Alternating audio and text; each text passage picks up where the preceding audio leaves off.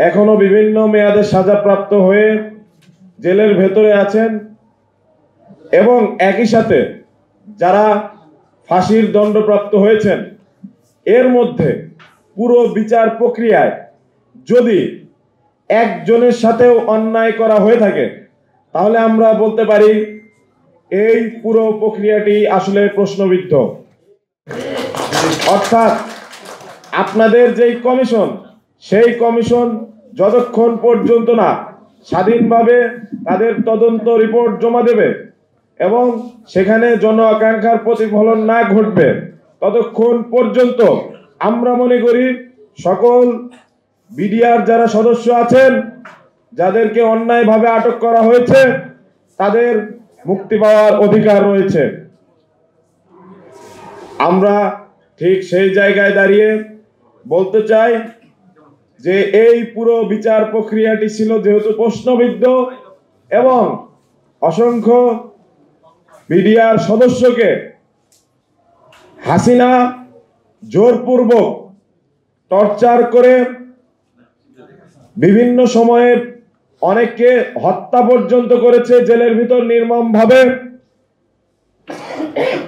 এবং তাদেরকে দিয়ে জোরপূর্বক স্টেটমেন্ট দেওয়াতে বাধ্য করেছে।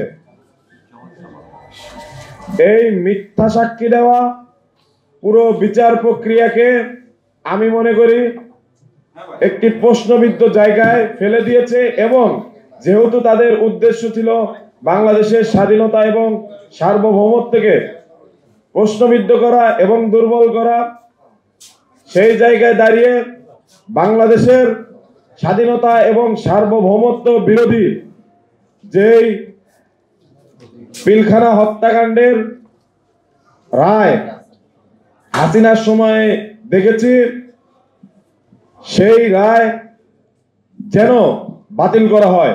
এবং আমরা মনে করি সরকারের যে হাতে যে পরিমাণ এখন পর্যন্ত সুযোগ রয়েছে, তাদের যে নির্বাহী আদেশ এবং আইনের ধারাগুলো মেনে তারা চাইলেই এই নিরপরাধ বিডিআর সদস্যদের মুক্ত করে দিতে পারে। আমি আমার কথা খুব বেশি দীর্ঘায়িত করব না। আমরা শুধু এতটুকুই বলবো,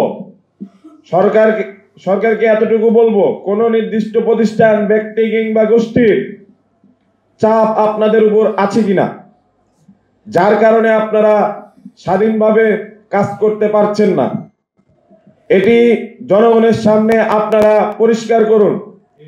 সারা বাংলাদেশের জনগণ আপনাদেরকে সাপোর্ট করতে, সহযোগিতা করতে প্রস্তুত। কিন্তু যদি কোনো বিশেষ গোষ্ঠী, ব্যক্তি চাপে পড়ে আপনারা